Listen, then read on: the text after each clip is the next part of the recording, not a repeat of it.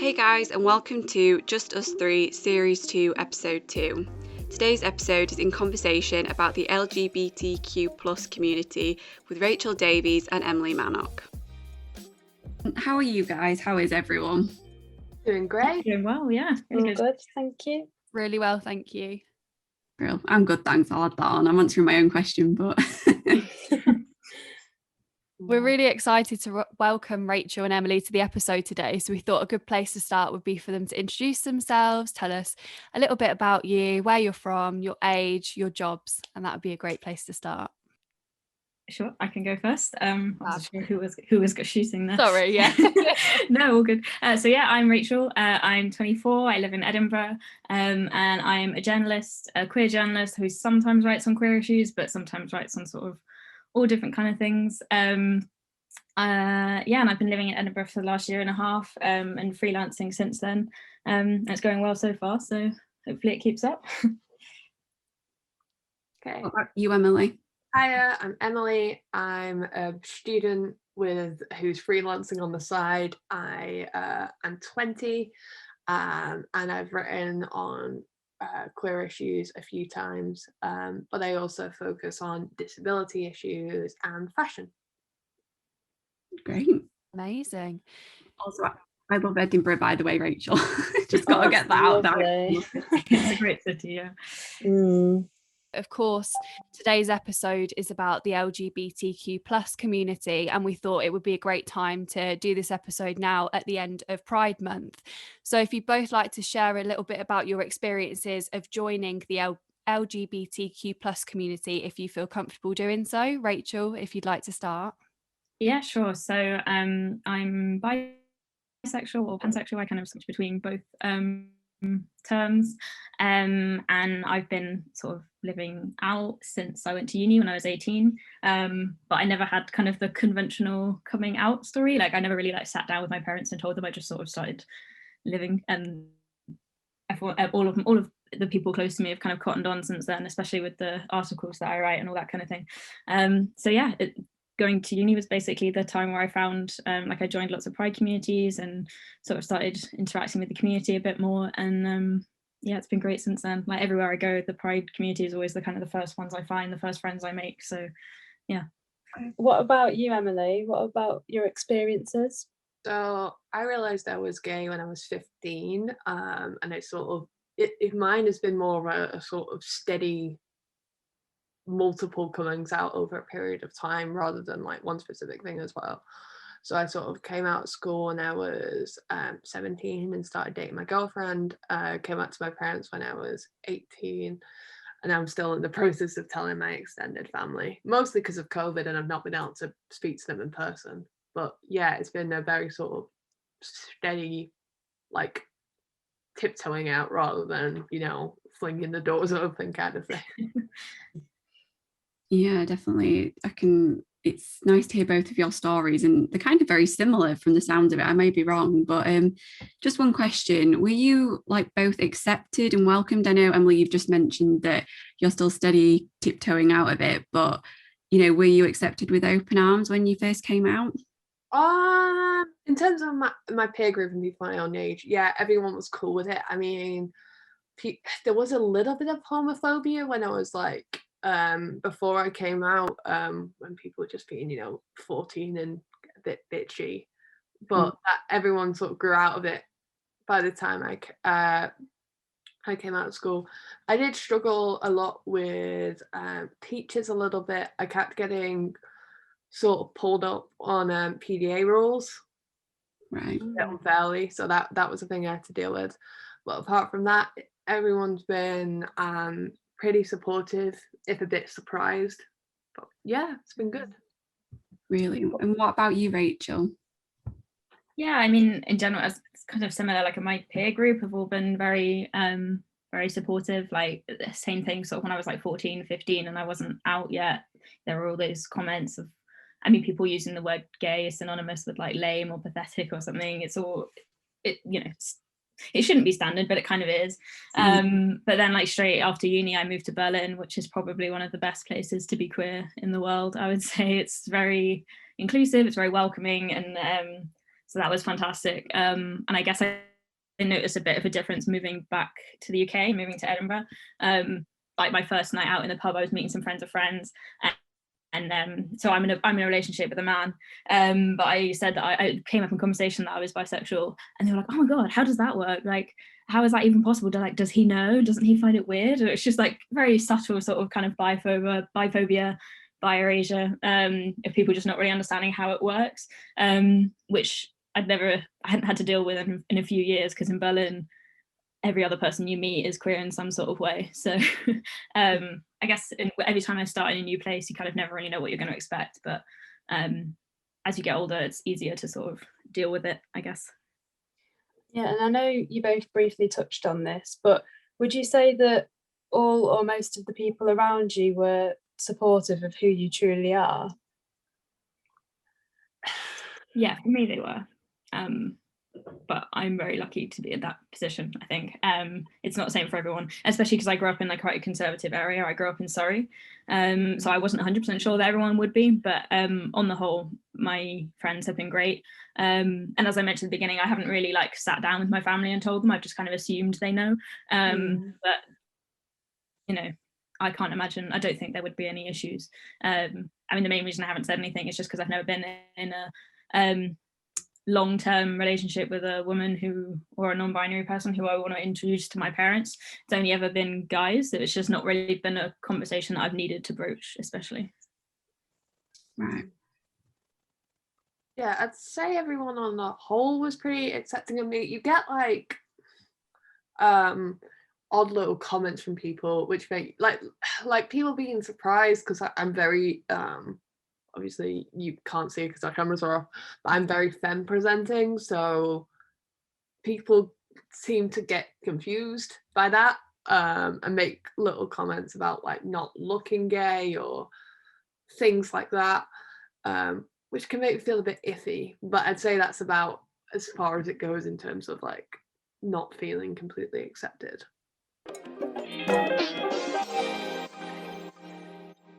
Just to finish off on our section on your coming out experiences, I personally am interested in this. I'm sure Hannah and Liv both will be as well. But how do you feel about the whole concept of coming out? Because for you to be who you truly are, is there really a need to come out to people? Like Rachel, you've said that some people have just assumed that, and you'd like to think that they have. So I just wanted to know what your opinions are on the whole coming out process and whether you think it's really needed in today's society.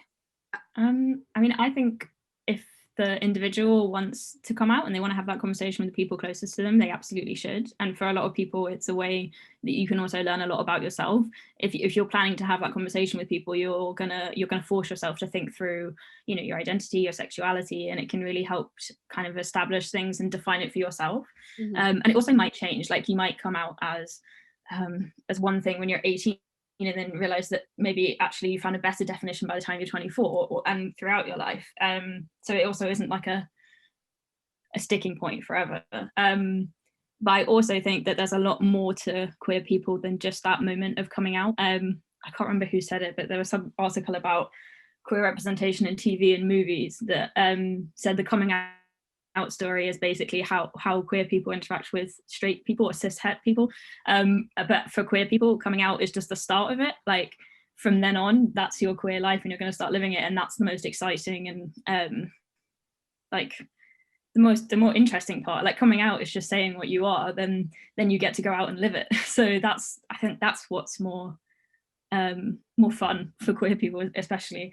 So yeah, I think it really depends on the individual. If they want to do it, go for it. But I also think there shouldn't be as much pressure. It's not always safe to, it's not always necessary. Like it should just be down to the individual, I think.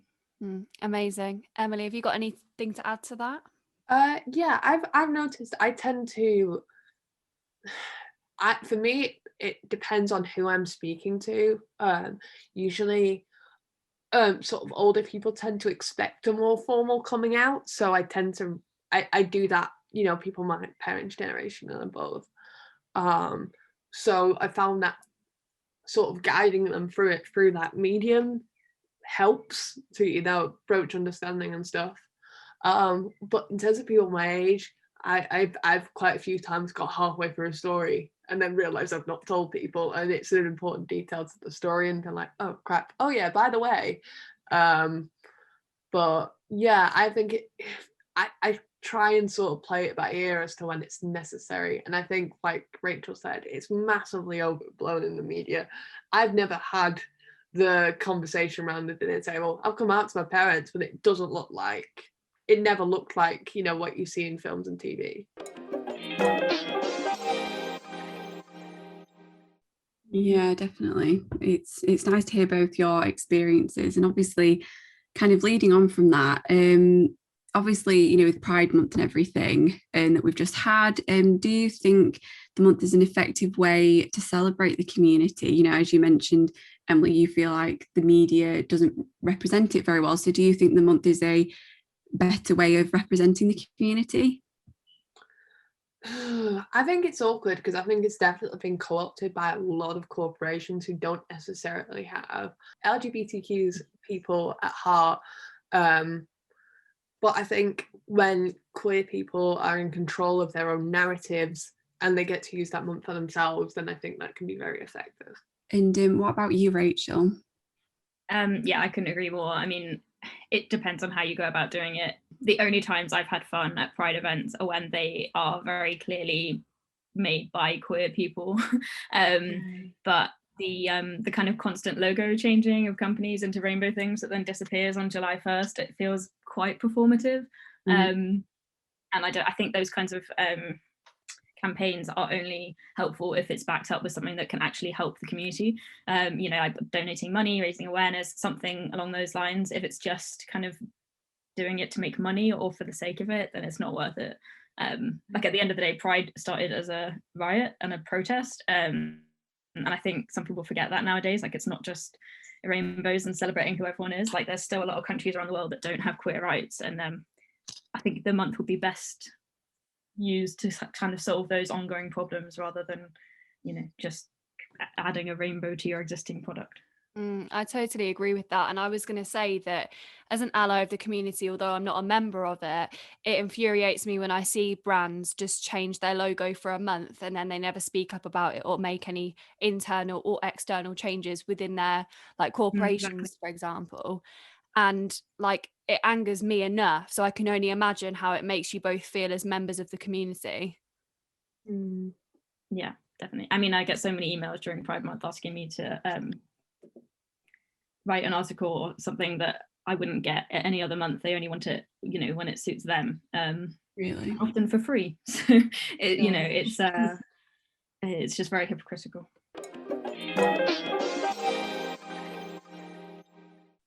So I know this year would have been very different to other years, but did either of you do anything to sort of, you know, raise awareness or celebrate during Pride Month?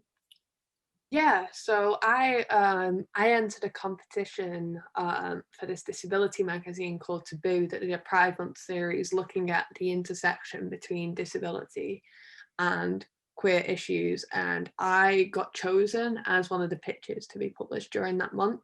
Oh, wow. So I got one of my first like commissioned articles, and I wrote about the relationship between queer relationships and needing sort of care between parties when one partner is disabled and the other isn't. And yeah, it was really well received. I felt really sort of held by both communities when I published it and got all the feedback, so that was really lovely.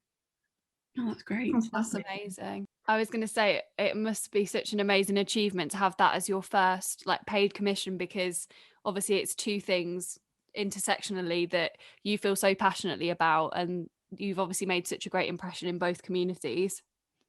Yeah, I was really proud of the work I did because it was really quite personal as well, so I was definitely nervous sending it off, so to have that warm reception was just lovely. That's great. That's really good. Leading on from that quite nicely, actually, we wanted to touch on the journalism industry. We're all involved in it here on this podcast today. So do you think the journalism industry is inclusive and accepting of the community? I think that's a really difficult question because I know loads of queer journalists. I think it's probably more accepting than a lot of other industries, but then again, that's not a particularly high standard. One of the things I think journalism really has a problem with is monetizing queer people's trauma. I think there's this pressure to write about like all the bad stuff that's happened to you as an LGBT person and sort of have publications capitalize on that. Yeah, it's a bit off. Like a lot of the pitch calls I see around Pride Month are usually about the negative rather than the positive. Yeah, definitely. I also think it depends on the community you're talking about, because obviously there's lots of letters within the LGBTQ, and some are accepted more than others. Like just recently, The Observer published editorial standards that supported what are called like gender critical feminists who, you know, don't really believe that trans people exist and are trying to obstruct them kind of taking place in society in the way that they want to. So seeing something like that, even I'm not a trans person, but for me, I don't think you can really say something is inclusive of any member of the LGBTQ community if they're excluding one group. So yeah, I think there's a lot of like rampant, like very blatant transphobia still to overcome in the journalism industry, and until that's, you know, sorted out and trans people can feel like they can exist in the way that they want to, I don't think you can really say that anywhere is inclusive. The amount of editors that I saw sharing those editorial standards as if they were, you know, gospel was quite disheartening to see as a queer person. Gosh, that is such a shame to hear though, because like, you know, again, like Katie said, I'm definitely an ally of the LGBTQ plus community. But I think, you know, again, from an outsider's perspective, you do just see editors and other journalists sharing these sort of campaigns that they believe in. But then, you know, it's horrible to hear that there is still that happening that goes on that isn't so great. And as well, I mean, it's hard to... Sorry, you go, Rachel. No, I was just going to say it's hard to define it as well, because a lot of this stuff is written by very intelligent people who know how to use words well, and it doesn't, you know, I think I'm fairly well versed on queer issues. I studied at uni, and, you know, I have a lot of kind of theoretical background to back me up, and I found it difficult to uncover in the editorial standards like what exactly they were getting at. But it all just hides some very kind of poisonous mindsets. But if it takes that long for like a fairly, you know, well-versed queer person to uncover it, then like it's not surprising that it gets missed by other people as well. So yeah, I was just building on what Hannah was saying. I was going to add that we as members right, let me just start that again. Outside of the community, this isn't something that we've heard about, so I wouldn't say that that's been what you've told us about, Rachel, has been well circulated on social media.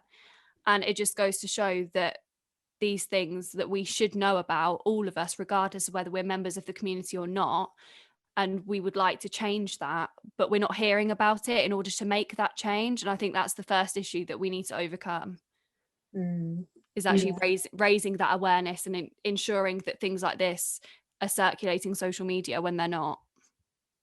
Yeah, definitely. I mean, it's just tough when there's people within that industry who are, you know, I mean, I put out tweets about journalism before that have taken off, but I tweeted about those editorial standards, and I think a lot of journalists are afraid of, I mean, they know that those prominent editors and those prominent publications are in support of that. So it is scary if your career's on the line to go and speak out against it, I guess.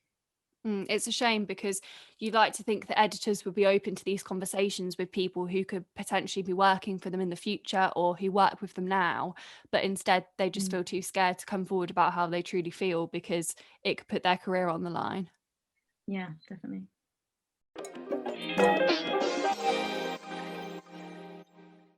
Yeah, definitely. And like leading on from what Katie said, and like what you've all really been saying, do you believe it is like the journalism industry effectively raises awareness of what needs to happen moving forward for the community to be accepted by all? Like, what do you think needs to be done in order to, you know, kind of make sure these issues are not ongoing, that, you know, editors are accepting literally everyone for like who they are and everything like that? What do you guys think about that? I think going off what Rachel said, I think they need to develop a sort of sharper eye and sort of editorial instinct for these sort of covert types of transphobia especially, but also homophobia. They can be so nasty, but they are phrased so well and in a sense that it sounds so rational. But once you sort of pick up the vocab and the little sort of tricks that they use, you know, it is possible. I reckon with some like sensitivity training or whatever, it would be easier to sort of filter out a bit better. What do you think, Rachel? Yeah, I think more people from the LGBTQ community, we're all stumbling over it. We need to get a better acronym, don't we? Because it's so hard to say. LGBTQ community in places of power within the journalism industry. So, you know, editors, managing directors and all this kind of thing. Not looking at a board and seeing one queer person and thinking that's job done. There needs to be more inclusivity there, and I think more support for LGBTQ journalists, because it's almost inevitable when you're writing on certain topics like transphobia or various other like queer topics, that you're going to get some kickback online, to the point where so many queer journalists I know, you know, they factor it into their work schedules. They're like, right, cool, so that piece is coming out then, so I know I'm going to have to take like a week off Twitter following that. So it's just mad. So I think the publications and editors need to take on some responsibility for looking after their journalists as well, whether that's a staff writer or a freelancer. Defector in the US actually has a really good policy. Like they have a huge lump of money set aside to pay for therapy and a hotel for you to stay in if you're getting doxxed online, and they just have like the gold standard policy of supporting their freelancers through sort of abuse online. I think more open support like that, like addressing the reality list, would be a good start, I think. Yeah, definitely. Do you think it's an issue of representation then within the industry? Do you think there needs to be more people from the LGBTQ plus community who are editors? Do you think that's where the issue lies? I think part of it. It's not the end solution or anything, but I think part of it is for sure. For example, if there was a trans person on the Observer's editorial board, I don't think those editorial standards would have got published. But it also means that some queer people will have to put themselves into hostile environments in order to make those changes. So I think it's kind of a chicken or the egg situation. You need queer people in those spaces to make the change, but it's difficult to exist and thrive as a queer person in a workplace that has those kinds of policies set up against you. Yeah, definitely. Yeah, I would definitely agree with Rachel. I think there's plenty of queer freelancers and writers and things, but I think it's the editorial and those high up positions where we need that representation. But I just don't think there's been enough time really for those people to sort of filter through. Like, I think a lot of the queer journalists that I can sort of name off the top of my head, you know, the oldest of them are only in like their early 30s. Mm. So obviously it's gonna take time for them to achieve that level of seniority. Yeah, I'd agree. There's also a lot of the best journalists I know who, even if they aren't queer, they report on queer issues well, are also young. Like I think it, to an extent, it is a generational thing, and it will come with time. I totally agree. Yeah. In terms of, you've said that there are plenty of queer freelancers and people who are members of the community who write about these issues, but just touching on Pride Month, I think I know what the answer is going to be to this question, but do you feel like there's a lot more articles which are commissioned on these issues during Pride Month in comparison to like the rest of the year, all the other 11 months besides Pride Month? Yeah, absolutely. I mean, I think it's also partly an issue of funding and things like that. Like the competition I won, the funding was designated for Pride Month, so obviously it was going to be pitched on Pride Month. But yeah, it's definitely really skewed. I don't really feel thinking about most of the queer related journalism I've done has been in June, which is just massively disproportionate. Yeah, I agree. I mean, it's the simple answer is yes, but I think it is also changing. I sent like a bundle of pictures at the beginning of June, and I was told that they could continue to be published like afterwards. I got a nice email like at the end of June saying they didn't have enough time or budget to publish them within June, but like come back in July and let's keep doing them. So that's a nice thing to see. That's really good. I'm actually really surprised to hear that, which obviously should not be the case. And I'm really pleased that that has happened to you, Rachel. And I'm sure there'll be great pieces as well. Too. Can I message you later and ask which publication that is? Because that sounds great. Yeah, it's Killing Kittens. So they're like they're a sex and relationships site. Oh, cool. Okay. Cheers. Yeah. No worries. They're great actually. They're really the editors there are very switched on. Nice. So obviously you two mentioned about kind of the representation and things like that. So what changes do you think need to be made within the journalism industry to be more inclusive and accepting of LGBTQ plus people? I think the editorial standards would be a massive place to go, and sort of the easiest avenue to do it as well. Just sort of having, you know, better filters on that kind of language, making sure pronouns are correct, that kind of thing. Because obviously it's hard to regulate stuff to the letter, but I think if those sorts of editorial practices were universalized, that would make a massive difference.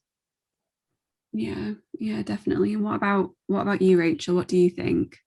Yeah, I think it's stuff that we've touched on before. I'm trying to think if there's anything else that I think we need to change, but yeah, I think essentially top down, then we need more queer people in those spaces. They need to be made better places for queer people to be, because also it's not enough to just put, you know, make a queer person an editor.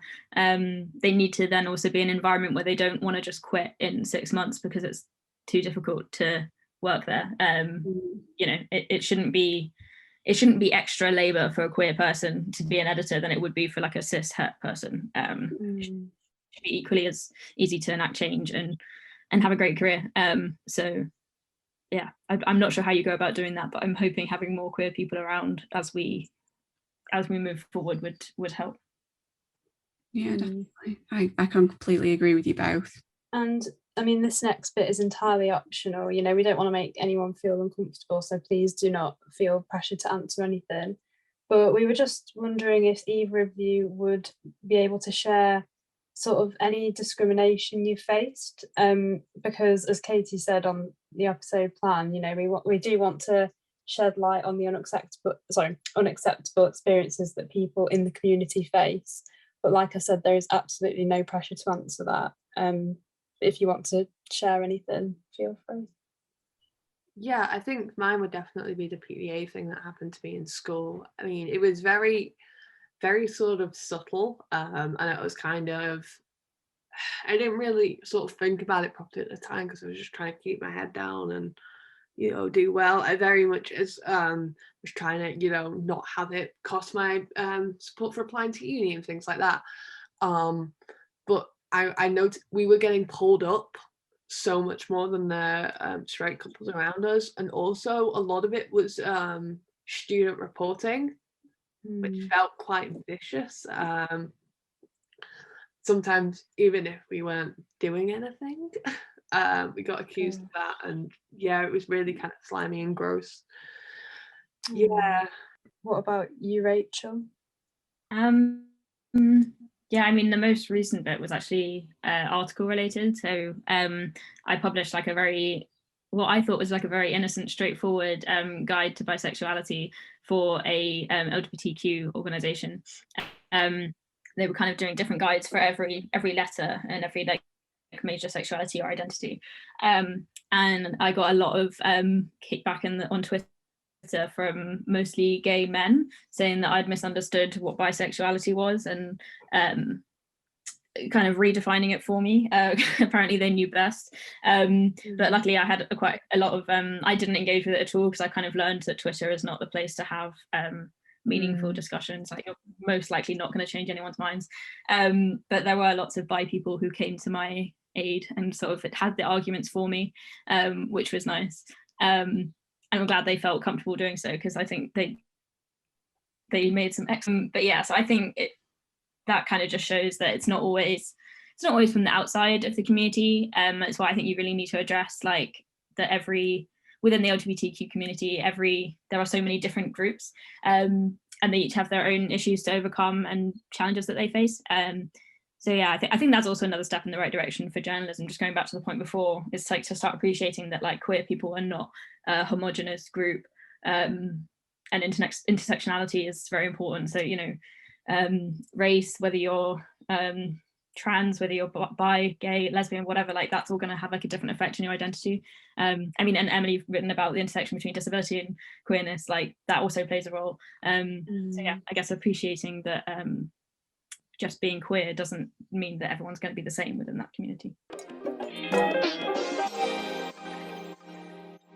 Going back to your experience, Emily, I think it's so bad that you even had to think about changing your actions for the fear of not getting the support that you required to apply to university, I think it was that you said. Yeah. But the fact you even had to consider that in itself was awful, that you would then be like discriminated against and not given like the same opportunities that everybody else would be.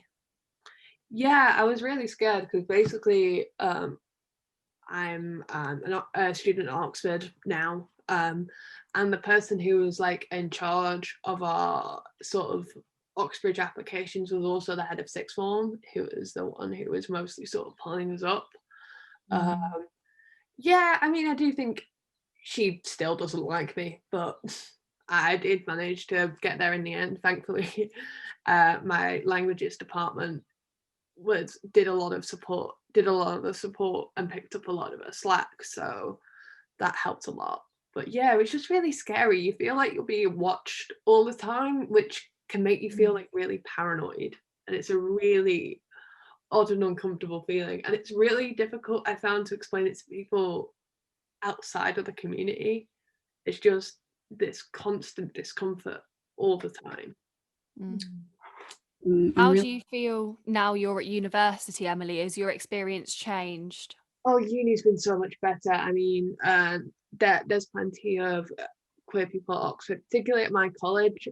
So I've really sort of found my tribe there. I think I've made some really great friends who are really accepting. And yeah, everyone I've sort of told that story to has been shocked and horrified, and that's kind of validated how I felt about it.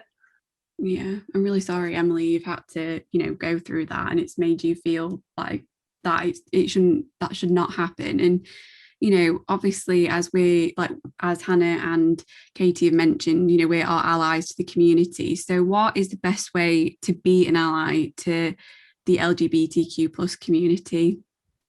I think just say something when you see things happening that you don't think are fair. Like, it was a really small gesture, but I really appreciated it.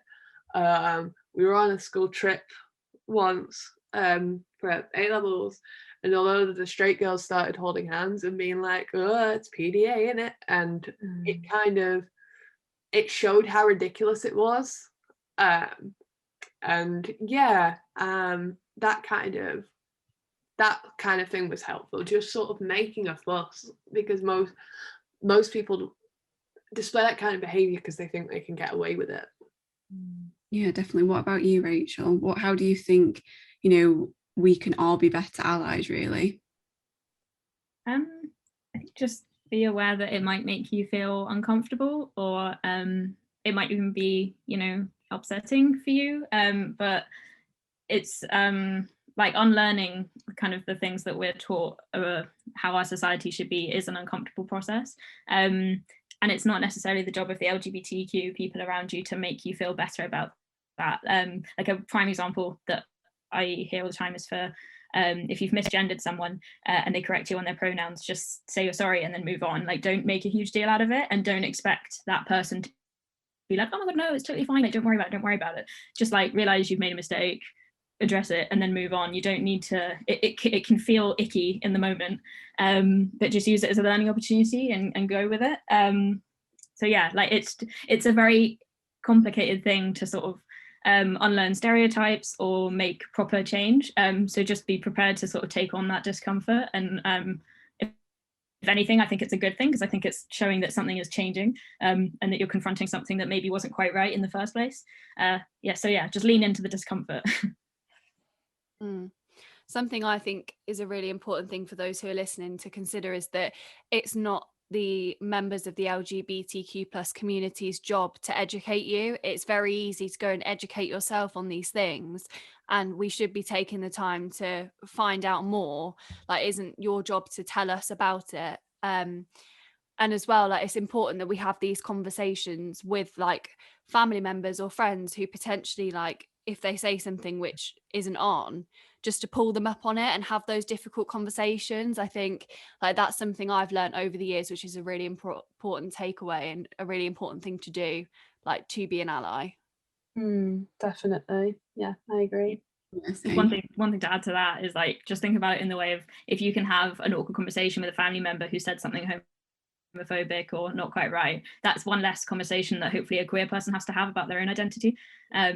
It's really valuable, and I think, I agree, Casey, it's one of the best ways that you can, like, really show up as an ally.